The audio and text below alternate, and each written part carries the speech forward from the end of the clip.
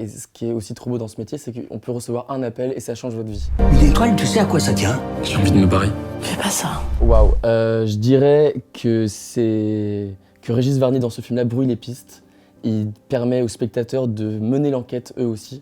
Que c'est un film qui a plein de genres, c'est un film romanesque, c'est une grande histoire d'amour, c'est une quête initiatique, c'est un polar, c'est un thriller. On peut dire que même au tout début du film, il y a un peu un film d'époque, c'est un peu le lien avec Monte Cristo pour moi. Et voilà, je trouve que c'est un film où il y a plein de suspense et on découvre quand même des paysages super beaux en Bretagne comme à Taïwan. Donc c'est un vrai voyage.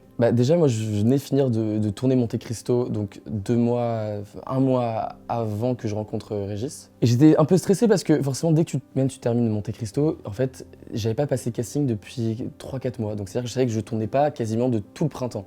Et il y a toujours ce truc-là un peu vertigineux quand on est jeune acteur. On se dit, bon, ok, j'ai eu du travail, mais est-ce que je vais en avoir après? Et je rentre de vacances de Noël, et ce qui est aussi trop beau dans ce métier, c'est qu'on peut recevoir un appel et ça change votre vie. Et c'est vrai que des fois, quand mon agent m'appelle, je me dis « Ah !»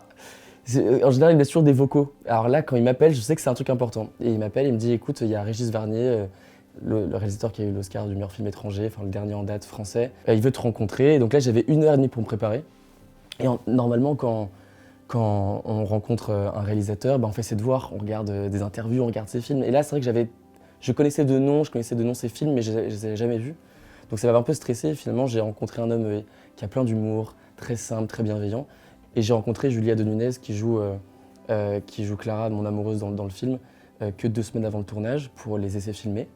Et après, on a tourné en Bretagne. Régis Varnier, il impose des fois un tempo qui est très lent, il est très précis, c'est exactement ce qu'il veut, c'est au mot près, à la respiration près, c'est au geste près. Et c'est vrai qu'au départ, c'était un peu déstabilisant d'avoir beaucoup de contraintes. Et en fait, du moment où j'ai commencé à comprendre quel était mon cadre et trouver ma liberté dedans, je me suis hyper amusé.